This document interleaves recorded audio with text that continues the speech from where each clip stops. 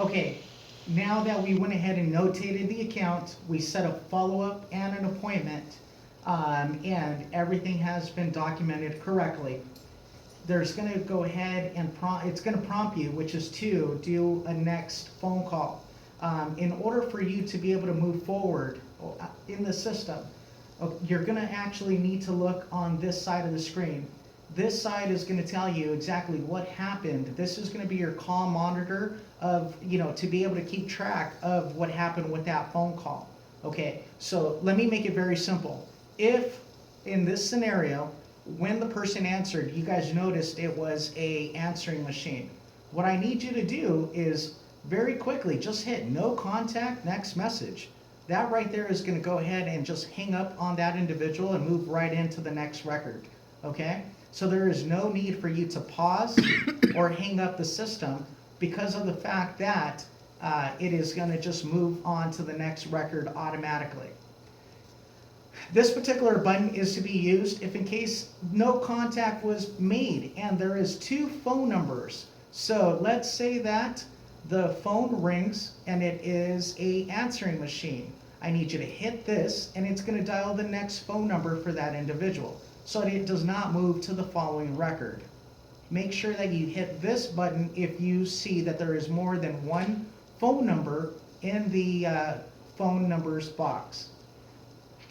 If the individual answers and it is the actual individual that we're looking for, after everything has been documented, the follow-up call and every tab has been set, I need you guys to put on here that you made contact with the individual.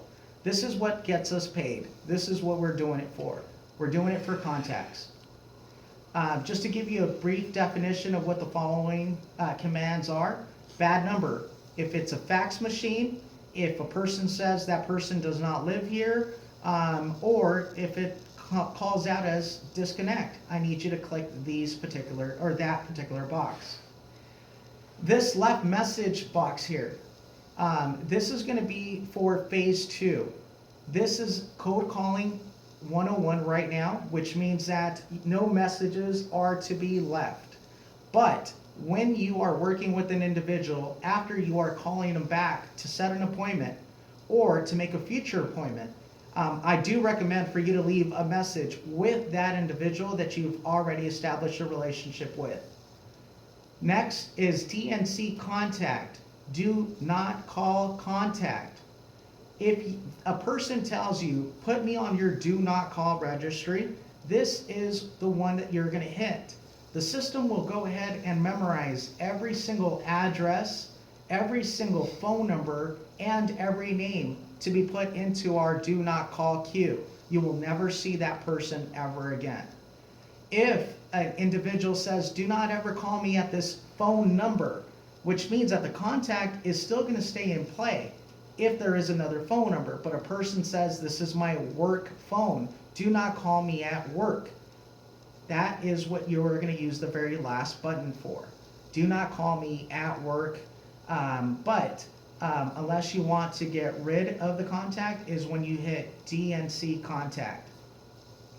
That's the definition of the commands here, and this is what's going to get the dialer up and running again. In this scenario, we made a contact.